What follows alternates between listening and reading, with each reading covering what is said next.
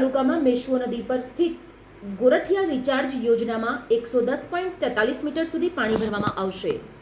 સાબરકાંઠામાં ચોમાસાની પૂર્વ તૈયારી મેશ્વો નદી અને સુજલામ સુફલામ કેનાલ વિસ્તારમાં રહેવાસીઓને સતર્કતાનો આદેશ થતા તલોદ તાલુકામાં મેશ્વો નદી ઉપર સ્થિત ગોરઠિયા રિચાર્જ યોજનામાં 110.43 મીટર સુધી પાણી ભરવામાં આવશે.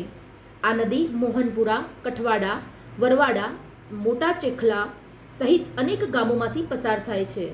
તો ડેમમાંથી પાણી છોડવામાં આવતા સુરપુર, વસ્તાજીના, મુવાડા અને આંત્રોલી, દોલસીવાસ જેવા હેઠવાસના ગામોમાં પૂરની સંભાવના છે. ચોમાસા દરમિયાન નહેરમાં વરસાદી પાણી અને નર્મદાનું પાણી 4 મીટરથી વધુ ઊંડાઈમાં ભરવાના શક્યતા છે. વહીવટીતંત્રે નદી અને કેનાલની આસપાસના તમામ ગામોના લોકોને સાવચેત રહેવા જણાવ્યું છે.